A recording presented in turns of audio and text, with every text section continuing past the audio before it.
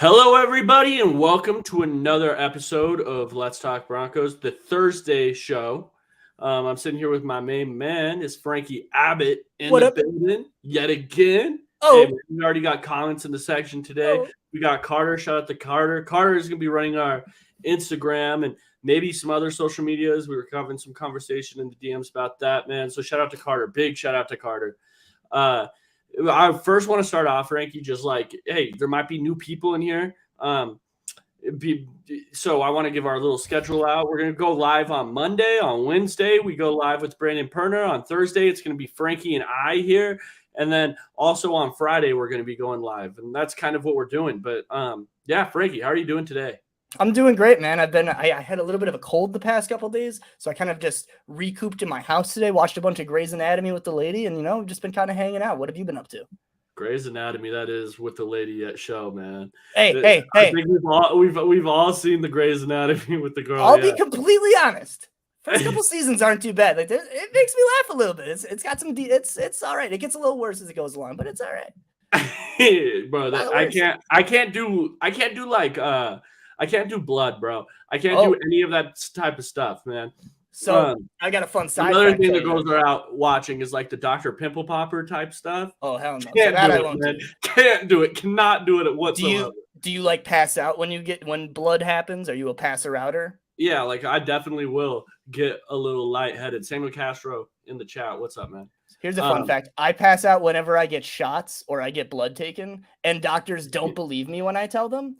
I tell them straight up, I'm like, I will pass out. And they're like, are you scared? I'm like, no, it's not a fear thing. My blood pressure is not great. I'm going to hit the floor if you don't watch me. And they're like, okay, man, I don't know if I believe you. I'm like, I'm telling you for your own good, I'm going to hit the ground. And every single time I end up falling and they're like, oh my God, you really passed out. And I'm like, what the fuck did you expect, man? So that's my little side story about There you go. There you go. I like it, man. That's funny. That is funny stuff. Yeah, we both can't do that. We're in the same boat, man. I can't do the blood or anything like that. But hey, enough of that, man. Let's get straight into the Broncos content. And I first want to talk to you about the kickers, Frankie. We had this conversation yesterday with Let's Talk Broncos, and that's good Broncos. But I want to get your opinion. What do you make of the kicker situation, one? And then two, I just want to get your opinion on Brett Maher just being the only guy in the room at the moment. Yeah, I mean, the kicker situation is obviously not great. It looked awful in Arizona. But I do have this, I don't want to make excuses, but I do almost wonder, we all know how bad the playing field was in Arizona. And for anyone who doesn't know, planting the ball on a crappy field can be a bit of an issue if you're pinning it in divots or anything. So I do almost wonder, with the fact that we saw both kickers miss and we saw Matt Prater miss one last week, if maybe the field had a bit of an effect. I'm not trying to make excuses for Brett Maher. He definitely needs to clean his stuff up. But just kind of a side thought I had after watching literally 3 of the kickers that kicked in that game all miss a kick at some point. But yeah, man, not great. I feel like you'd want to have a little bit of competition, but at the same time, I don't know. I don't know necessarily. They don't seem very concerned about it. I've said this on 3 podcasts in a row now, but I think that the guy has the Ben Simmons. I think he has He's got the jumpies. Yes, he has the jitters. He can't get that out. When you saw that last year in the playoffs with the guy, that was very concerning. And there's a reason why he was elite level kicker all the way up until the playoffs last year. And then now isn't that great. Why would I expect him to get better now? If he misses that first one or the second one, he didn't have a great game. I think that might just be him at this point. Yeah. That gets worked out of him. And I'm not going to be the team to play with the kickers. I'm bringing every kicker in available, Frankie. If there's a kicker available, if I go check online, free agent kickers, I'm bringing in all of them, and I'm having a little competition. Okay. I'm not going into the season with the guy that was missing in the preseason, this offseason, and then went last regular season was missing, or last postseason was missing all the kicks too. I just don't feel comfortable with that. That's fair. I mean, I think definitely, again, if we continue to see issues, I think they obviously will bring in guys. But I mean, as it currently stands, I don't know. I think it's kind of I don't want to say a blip on the radar, but I feel like we've got back-to-back blips on the radar from him missing in the playoffs and him missing in this preseason. I'm just kind of I'm ready to see more. I also just don't think I have a lot bigger concerns of this team than their kicker. Obviously, I'd love for if everything was looking great and the kicker was the only issue, I'd have concerns. But like, there's so many bigger problems on this team that if they were to bring in a veteran, I'd rather it be at, I'd say probably like 2 or 3 other positions before I'd want them to really be like, we need to find a kicker. All of our waiver priority is getting put towards quick kicker. Listen, I was all on your train too, Frankie. Listen, I'm like the anti-kicker guy. Bree and Zach keep telling me, they keep yelling at me, just yelling stuff that I know, like kickers are humans too, and just random stuff like that. and all the time, this entire offseason, until you go out there and your kicker's missing every PAT, and then it becomes a real big issue. 100%. That's something Maher was doing in the playoffs, and that's something he did in the playoffs, yes. But I think that we also have a track record of him not doing that from last season. We can also say, man, during the regular season, he was really good last year, you know? I know, obviously, it seems like he's got the yips right now. But again, I mean, my biggest thing is just like, there's other issues on this team that to me are higher on the priority list that I'd like them to try to get somewhat resolved, whether that's through waiver transactions before the season gets underway, than necessarily the kicker. Because I think a big thing is, I don't know if there's necessarily like a major upgrade that might be in their price range. I know there's names like Robbie Gould out there, but I don't know if Robbie Gould is trying to come, you know, spend his heyday in his career. He probably wants to go kick for a playoff team or something like that, or kind of hang around. These guys aren't going to sign anywhere. Like, okay, he's probably willing. I think he'd be more willing. I have no idea. I don't know Robbie Gould, but I feel like for him, he's probably more like, I'll just wait until midway through the season when one of these kickers gets hurt on a good team or on a team that's probably a contender. Like, if I'm Robbie Gould, I just can't imagine that I'd want to go take a very small paycheck to go be the kicker in Denver and compete. Listen, I think that's the big thing, too. Now I'm starting to do the anti-kicker thing again, man. These kickers are holding out. We have to change stuff in the NFL. I mean, they should sign wherever they can. If there's a team looking for kickers out there, they should go. That's my opinion. Yeah. But hey, real positions. I punted for a little bit in middle school, Joey. What was that? I punted for a little bit in middle school. Oh, so sorry. you watch your tongue there, lad. Let me hold off on my punter thing. Chill out a little bit. I held kicks too. K'Wan Williams, though, nickel cornerback, a real baller. K'Wan Williams is. Yep. He's an absolute beast of a football player. I tweeted out the other day, I think he's the most underrated player on this Broncos defense, or just Broncos team in general. I think he's that good. K'Wan Williams is a fantastic player for this team. And it sounds like, you know, he got his second opinion and he might be back for week 1. How excited does that get you? Do you think the preseason missed time is something to be concerned over? What is your opinion there, Frankie? A bit of a bummer, honestly, I'd say. Like, I'm glad he'll be ready to go, but it kind of sucks. Again, it seems like they're getting a lot of these lower body injuries that are going to hamper the guys throughout the rest of the year, whether it's hamstrings, ankle, things like this. Like, a corner having a hurt ankle at the beginning of the season before he even gets to take a regular season snap isn't good. I'd love to see them kind of add some depth to the nickel spot if they're going to kind of want to test some guys out still while the preseason's going. Bryce Callahan was a guy I was really interested in, but I have a feeling he's going to end up going to the Dolphins because Vic Fangio's a genius. But yeah, I mean, I don't know. It sucks. I hope that he's able to be available early on. But like I said, I mean, for a guy like K'Wan Williams, who I think he's like that Bryce Callahan mold where you're really only expecting, I'd say, like 10 to 12 games out of him in a season, to already have injury issues before the year even truly gets underway, it sucks. Yeah, no, it definitely does. I mean, it's not good. I'm just happy it's not a serious injury. I think there would be serious concern if it was an injury that was going to hold him out longer. It's secondary is one of those positions, guys, where if you have a weak spot in there, teams can pick on it. They can game plan for it, and they can pick on that one spot. Patrick Surtain can lock down his guy over there, but if there's still weakness in the secondary, the offense is going to be able to pick it apart a little bit. And I don't know. Like, Aseng Bassi has looked really good in the preseason. He obviously had that interception. He's getting a ton of hype out of training camp being versatile. People are even saying that he can play some safety, different stuff like that. I don't know. I don't have that much faith in the guy at this point. I think I completely agree. Is a really, really good nickel, one of the better in the NFL, playing with that cast on his arm last year and still picking the ball off, still making big hits, playing with a reckless abandon out there. I think it's a big deal that wasn't a serious injury, because Broncos fans know. Frankie, you know. Everybody in the chat knows. Usually with these injuries, like, my heart's sinking because I'm already under the mindset that it's season ending. Mm-hmm. I really am at this point. Yeah, no, and I think we've already seen, I mean, something we saw so much out of the preseason week 1, and I think we're obviously going to see this year under Vance Joseph, is nickel and dime personnel is going to be a major focal point of this defense. Like, I think they're going to be in a dime a ton. They're going to need DBs that can play. So hypothetically, let's say K1, isn't available for the first couple weeks. Are you comfortable with Essang Bassey going in as that nickel corner? Do you think maybe they try Jaquan McMillan there at nickel? I've seen he's played a few snaps there, but I feel like they really like him on the outside. So I'd kind of rather them go get a body that's better suited to that inside. But what do you think? Yeah, I mean, it's not ideal. I would have loved them to go out there.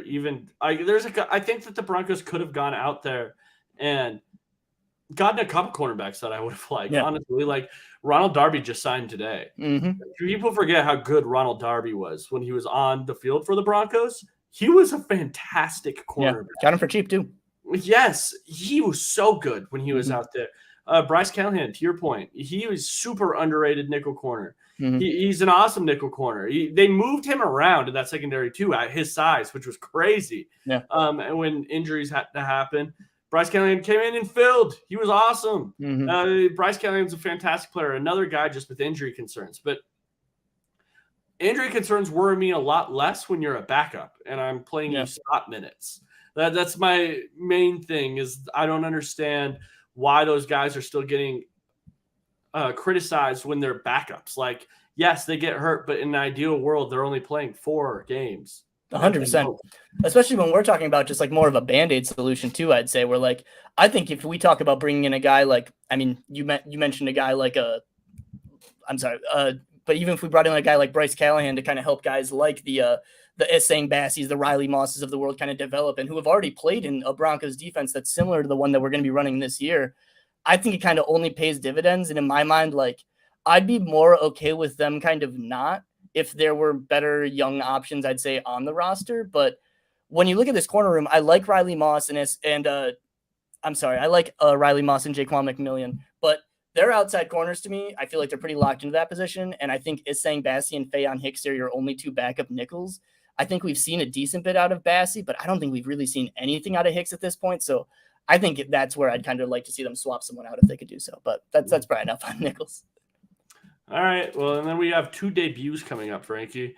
We have Javonte Williams and Patrick Surtain coming up this next week. Are you excited to see them? Do you have any worries about seeing them? What is your opinion there? Do you even think that they should be playing? Honestly, at this point, like, it's kind of whatever. Do I think they should be playing? Maybe not necessarily. Javonte probably a little bit. He should get a little bit of contact before the season gets underway.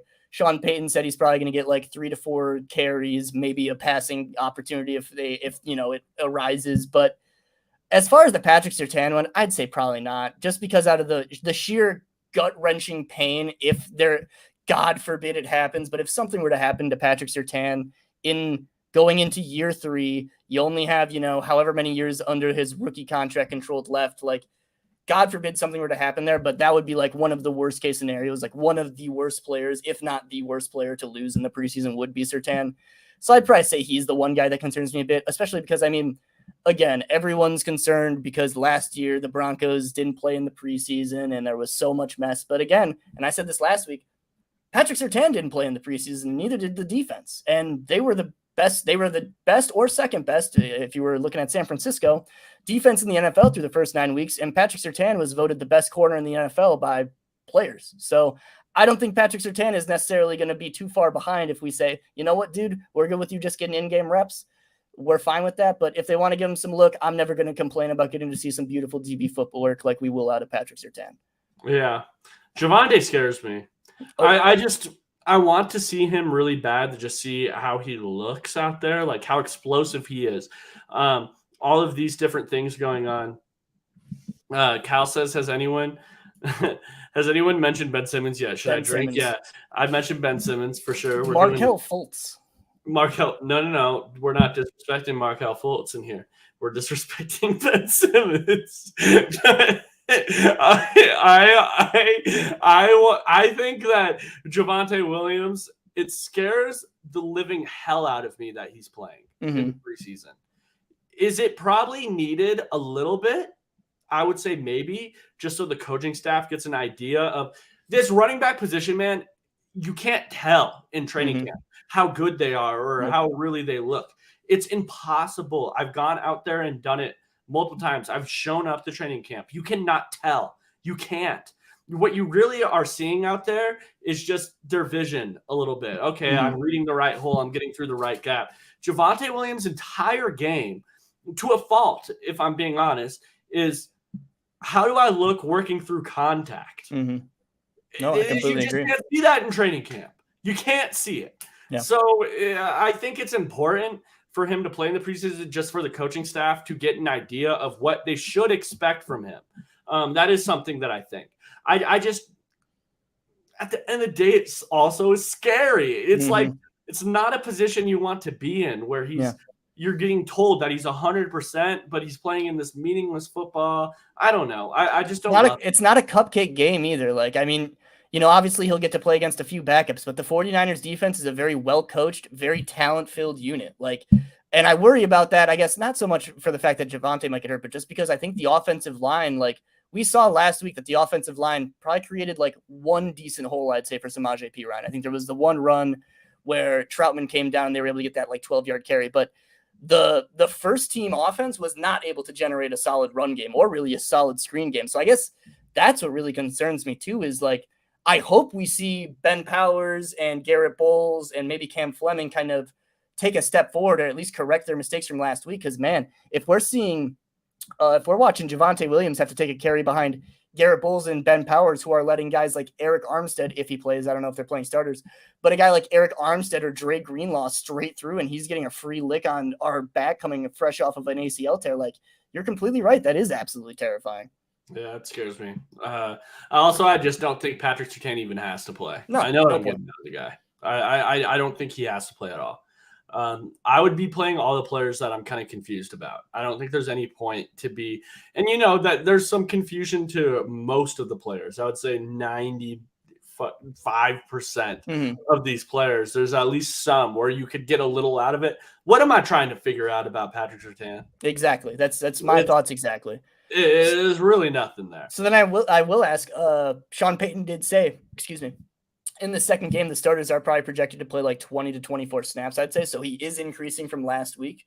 And based on how many drives the offense got last week, that could end up bleeding into the third quarter for all we know. Do you agree with him kind of increasing the snaps, or do you think he should have kept it the same? Does it really matter? What do you think?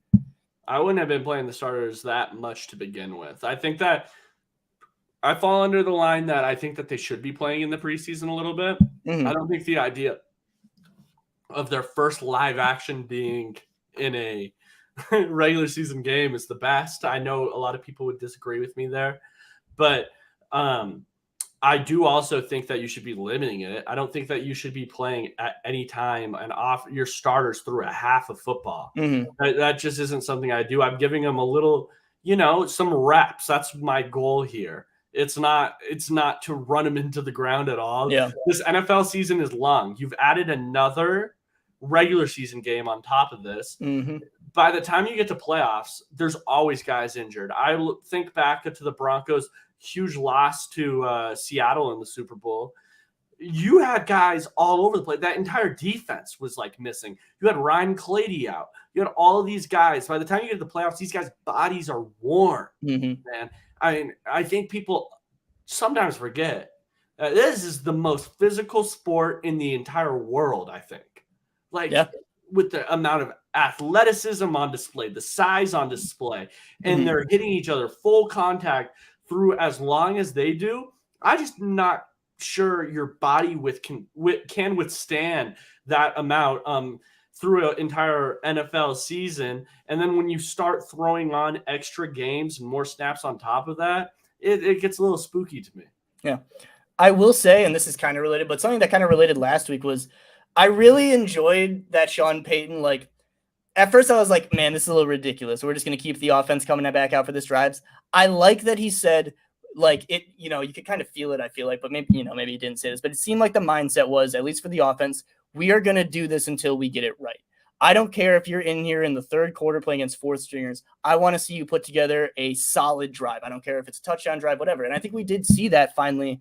It took 4 or 5 drives, but I really did enjoy seeing that mentality out of Sean Payton. I liked seeing the challenge in the first quarter. I liked them going for fourth downs. Like, it felt like he was really trying to just like kick the team into gear a little bit. So while I do disagree with maybe the notion to play the starters, I like the mentality I feel like he's instilling in this team of like, we're not just going to be here. We're going to be here to make progress. We're not just going to be here to go through the motions to get through a preseason game. If I'm going to have my starters on offense playing the preseason, they're going to look like my starters. And if they don't, I'm going to play them until they do. I like that from Sean Payton. Yeah, I like that too. I do like that. You know, if you're going to play them, at least try to get some confidence in the guys. Yeah. If you're playing them and then you're losing confidence, you're doubling down on the bad. Yeah. That's not good. If you're playing your starters, they better like do well. I think that's part of it. But yeah, let's move on to the first game, Frankie. Let's go back over that first game we've had, and I want to get your opinion on Sean Payton's offense, your first impressions. You know, we haven't seen it here in Denver yet. What is your opinion? Did anything shock you or surprise you there? No, I liked it. I feel like it was what we've been asking for Russell Wilson to be playing in for years. It looked a lot like a lot of the offenses we saw him running in Seattle. We saw a lot of heavy personnel. We saw a lot of under center. We saw a lot of play action, boots. We saw half field reads to make it easier on Russ so he can kind of work with his legs and work with his arm. I thought the offense looked pretty good. Obviously, you know, individual players I'd like to see look better, but schematically, I think the offense as a whole looked fantastic. I mean, it's funny, you know, we've heard people talk literally all throughout last year about how, well, no one's going to be able to make Russell Wilson run a different offense. He runs the Russell Wilson offense. He runs out of the gun and they just run inside zone. All those people can lick it because Sean Payton had Russ doing some beautiful footwork last week, dropping out under center. You know, he was doing some nice stuff. So I'm excited for what the offense has to hold. I thought there was some really cool, like they were running a lot of generic stuff. It's week 1 of the preseason, so it's not like they're completely showing their hand and they were running crazy stuff. But I thought some of the sequencing looked really nice. I remember there was a really cool like 12 personnel play action shot into the tight end screen for Troutman. I really liked that sequence setup. Just a lot of really nice stuff. You know, it was cool watching the game. Like there was clear strategy. There was clear intention behind every play call. It bled into other play calls. It confused the defenses. You saw a lot of things work nicely. You saw Jerry Jeudy have a really nice game, which I wanted to highlight. Talked about him on my YouTube video from this week. If you haven't seen it, go check it out. But Jerry Jeudy and this Sean Payton offense is going to be beautiful. I've been going through like the route trees that Sean Payton has his receivers run, and I think we're going to see so much of the stuff that we've seen Andy Reid kind of have guys like DeMarcus Robinson running in Kansas City for a long time, which might probably sound like DeMarcus Robinson. Who's that? But it's like these burners that can run these really deep vertical routes that have multiple cuts, a lot more double moves, just very, very precise routes that a guy like Jerry Jeudy is going to absolutely feast on. And I mean, we saw it last week. I mean, the field was such a mess, and Jerry Jeudy used that to his advantage. He made like 3 cornerbacks hit the ground because they would just kick up like 6 pounds of dirt and fall on their face. So, like, I don't know, man. I'm excited for what the offense can hold. I think the structure of it is going to be sound, and I like what I was seeing. Yeah, that's good. I mean, I was too. I always just like watching Sean Payton offense. I think I know what I'm going to get out of him. It's going to be very versatile. You're going to get a lot of different looks out of it. I think this Broncos offense in particular, though, is going to be, hey, we're running the ball a ton. Oh, yeah. That's been the indication this entire offseason. Did anybody on either side of the ball that maybe is just a little less known impress you? I liked what I saw out of McLaughlin.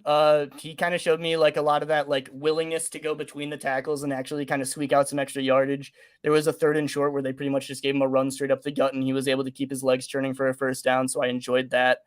Oh God, I'm gonna butcher his name. Here we go. Alex Palczewski. Alex Palczewski. We're gonna go with that.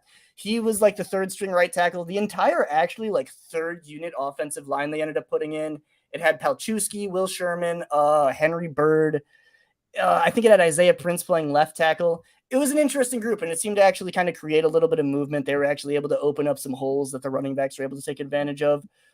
Outside of that, I liked how, who's that receiver? Taylor Grimes looked nice. I mean, he seems like a decent slot option if he's able to kind of withstand contact over the middle, but he seemed to have kind of a nice feel for zone and where to sit down in spots to make it easy for Russell Wilson or whatever quarterback was on the field at that point. But yeah. Cool. I want to move on to the offense I want to move on to next week though, Frankie. We're kind of late into the week and I want to talk about next week's game some. So what are you looking out for in next week's game? The offensive line, the first unit has to be better, straight up. And I mean, it's a great challenge for them this week because they're going against some talented players if the starters play. But even San Francisco has some decent depth pieces, and Chris Kusarik gets his guys playing at an immensely good level. So Garrett Bowles and Ben Powers have to look better, point blank. I mean, they just need to be able to hold up their own. I want to just continue to see like the willingness to buy in out of Russ into the offense. I want to see dedication to his footwork. I want to see, willingness to play within the structure of the offense, not trying to scramble too much, being on time with his passes. Let's see here. I want to see Jaleel McLaughlin get snaps ahead of Tony Jones, at least, if not Tyler Beatty. I want to see him playing against a little bit of better competition because I think he's earned that up to this point. And I mean, the big thing with him, and we saw this last week, he fumbled, but it was out of bounds. It was on that catch. He got just helmet straight on the ball and it squirted right into Russell Wilson's hands. But like, this is a guy who weighs like $180. This is not a big back. This is a guy who, well, like I said, he seems to show willingness going between the tackles. I want to see if he's able to actually withstand the physicality, taking maybe 10, 15 touches a game against actual NFL defenders. I want to see Marvin Mims get some playing time. And then can I add on to your McLaughlin point real quick, Frankie? I'm sorry, I've been just kind of rolling. No, you're good, man. I thought he was a player, man, that he scared me when I saw all of the hype coming out of training camp, and that sounds crazy. But I've seen these fast guys look really good in training camp, and that just doesn't transfer over to a actual live contact game. It doesn't. And McLaughlin, he did look like an actual player out there for the Broncos. He looked like a guy that I want to see more of. Like you said, he was shifty. He was shifty. He scored his touchdown. He looked explosive. I want to see him more in the pass game. Can he catch the ball good? These are different things that I'm now trying to figure out. Yeah. Whereas with some of these other running backs, I'm not as intrigued. Like, they didn't show me anything where it's like, can you do this? Can you do that? Because they didn't show me enough even in just the opportunities they were given. Yeah. Whereas I want to see McLaughlin. What was that? I want to see McLaughlin have to pass pro too. I didn't mention that, but I mean, I think we all project him to be like a third down passing weapon. If you're going to be in on those snaps, you have to at least be somewhat able to pass block. So that was all I was going to say. You do. You definitely do. You do have to be able to pass block a little bit, or you just have to be like the most elite receiving wide receiver ever. Right. And that's just, you just don't bank on that. It's just something you don't bank on. Yeah, I don't think McLaughlin has worked his way up into a Theo Riddick role yet, No. But I do think that he's super intriguing, and I want to see more of him. And if I were the Broncos right now, I'd be putting him in different positions because it is the preseason. It doesn't matter. These are the perfect opportunities for him just to see what he can do in live action. Can he go past pro? Okay, let's go check it out. We're going to do the next 3 plays of him just in pass protection to see what that looks like. Okay, here comes 2 screens. All right, okay, now we're doing this, just to see what he can bring. Is that something that he can do at a good level? Yeah, exactly. So I just want to see more. Yeah, I'd say last thing for the offense. Offense and special teams. I want to see Marvin Mims get to work with Russ and the starters. And I think we already heard this from Sean Payton, but I could be wrong. I want to see Marvin Mims get the chance to return this week. Montrell looked pretty good last week. I want to see the other guy kind of have it be a bit of a battle back and forth and kind of see who comes up on top. But Montrell looked decent in the punt return game last week. And I mean, again, I think I don't know. It'll be very tough seeing how they kind of manage that role because they have a lot of guys I think that are capable of being the return man. Exactly. That's the main issue, Frankie. It's just like with Montrell, it's that these other guys bring value at their position. Exactly. As well. Montrell doesn't. It's so far he hasn't shown me that he can. Yeah. Last year he was such a gadget guy. It was when you saw Montrell Washington on the field, you knew the ball was coming to him in some form or fashion. You really did. That's what it felt like. Whenever I saw Montrell on the field, it was like, okay, here comes a reverse. Well, he's a tell, and I guess that's kind of a negative too, because it's a tell. Like I think that's kind of the problem. Yeah, exactly. That's why when you hear like NFL people talk about, hey, we're looking for a wide receiver, not a gadget player. That's what you're exactly not looking for. Is what was shown last year from him. I really hope that he can play better because during the training camp, this training camp and last training camp, he does look really good. But I'll say it again. He is the exact type of player, these fast, quick type of guys that always look good in training camp, man. Oh, yeah. Right. They look so good on air. They look so I can't imagine being like he's I guess this is more like a running back thing, but it's like when you see like the Jahmyr Gibbses of the world getting to run like an option route against like an undrafted linebacker, and you're just like, man, you feel so bad for the linebacker. Like, this dude's getting hit with the craziest little like zip route or whatever you want to say. Like, you just don't stand a chance, man, because those aren't designed to be taken one-on-one. Those are designed to beat one-on-ones. It's like the whole idea. So yeah, no, I completely agree. Okay, so I went during that Teddy Bridgewater Drew Lock year. I went to every single training camp practice.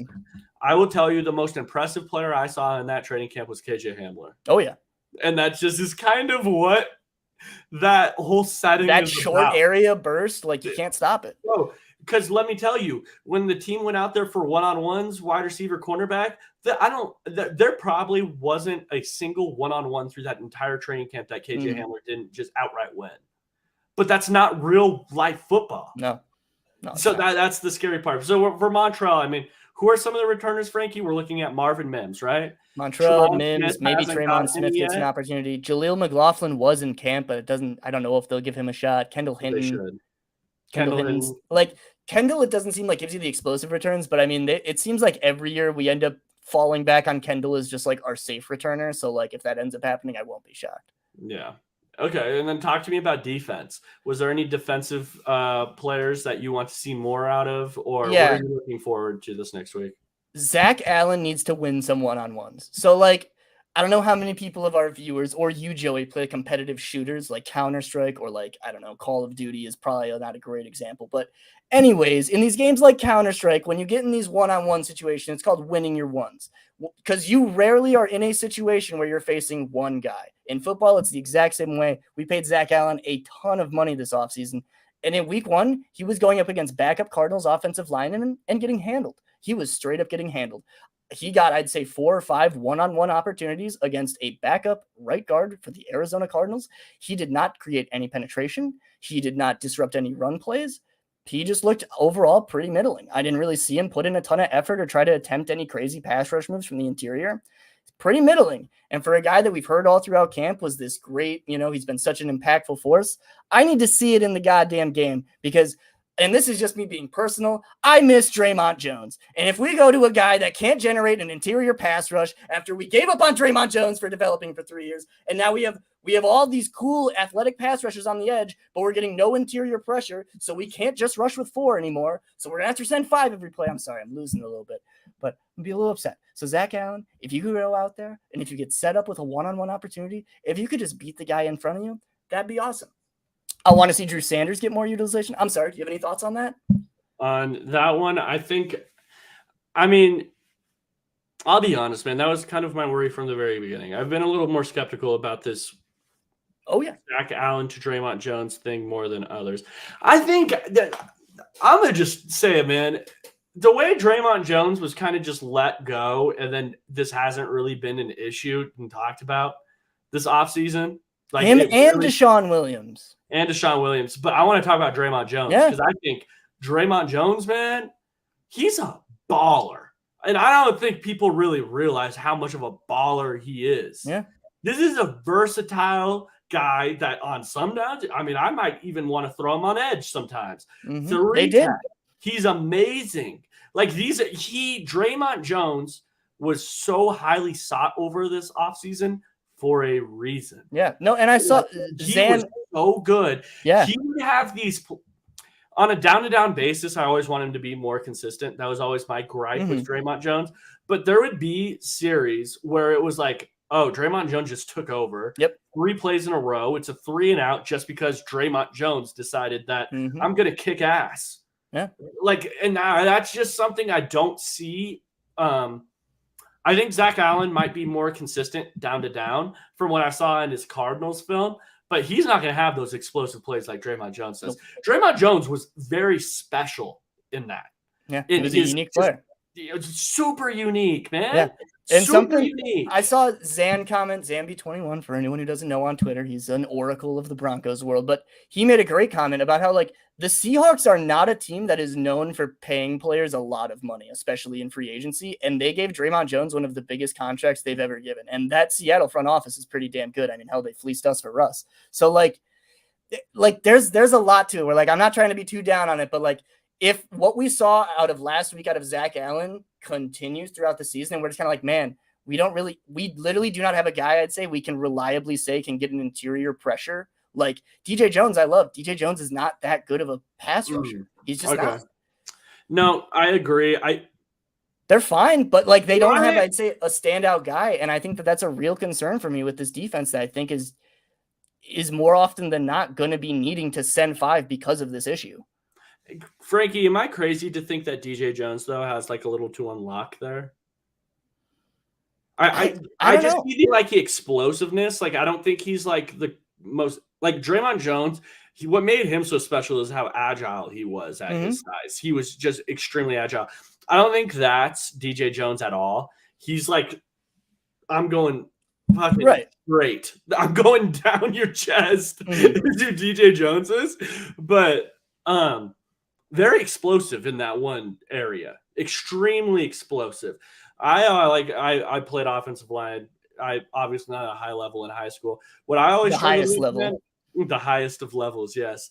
But I always struggled with the smaller, shorter guys that could really get under your pads and fucking pile drive you.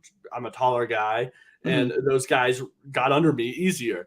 DJ Jones kind of is like that in a way where I don't know if he's really going to get the sack, but he will cause pressure. Because like in a lot of ways, he's not going to get off of his block in the other way, but the guy that's supposed to be blocking him might just be in this quarterback's lap. I guess for me, yes and no. Like, yes, he does have like he does play with really good pad level and he has a lot of strength to be able to knock guys back. But I just he doesn't really attempt enough stuff. Like he doesn't really have a lot in his arsenal as a pass rusher. We really do only see him go for like those just straight up, like, let me just try to outman you straight to your chest. Like, whereas again, I think a big thing we're kind of talking about with Draymond Jones is Draymond Jones had a very wide array of pass rush moves to attack you with from the interior. He was and I think a big thing, like, I just don't see DJ Jones being like a John Allen level of like powerful interior rusher like that. So I don't know, man. Like, I think DJ Jones is good to get you, like, as far as PFF numbers go, like 20 to 30 pressures a year, which isn't bad. But I don't think they have a guy anymore that you can be like, man, here's our guy that can get us like 40 to 50 pressures in the middle, and he's getting the guys on the outside sacks, you know? I don't know if they have that guy. Across your interior defensive line, if the Broncos are running a base defense, which for everyone that's wondering, that means you have 2 outside linebackers pass rushing, 2 edge guys, and then you have 3 interior defensive linemen. What do you think that looks like? Is DJ Jones in there with a Mike Purcell? I think it's DJ at like the 3 or the 2I, and then it's Purcell, and then you have Zach Allen probably in there as well. Okay. All right. I think the Broncos' run defense should be pretty solid. Between those guys, they should be a very good run defense. Which to the point where even I would feel comfortable, and I don't think Drew Sanders is a good run-stopping linebacker at this point because I think that he's a little light. But with that interior defensive line, that's a trait that they could dominate in, and you might be able to get away with playing a Drew Sanders in that situation.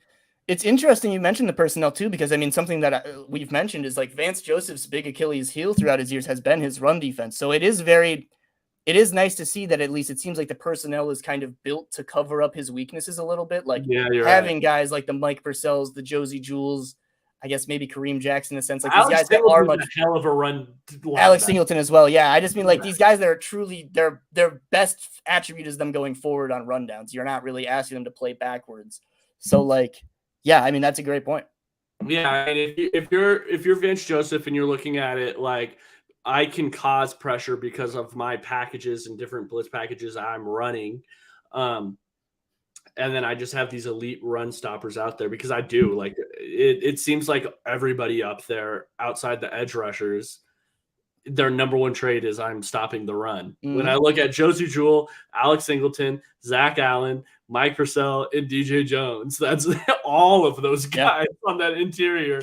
Their main trait is that I'm stopping the run.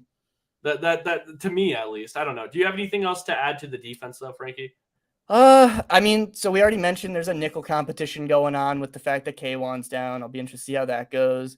DTY Skinner is interesting. I want to see Tremon Smith not suck. Tremon Smith kind of sucked last week. I don't know what was up with that. Like, I know, like, I don't know. I want to be like, man, I feel like we kind of gave this guy like a little bit of a decent, like he was one of our early free agent signings. We're not giving him opportunities in the special teams game. We played him 60 snaps last week, I'm pretty sure. and he was not great on many of them.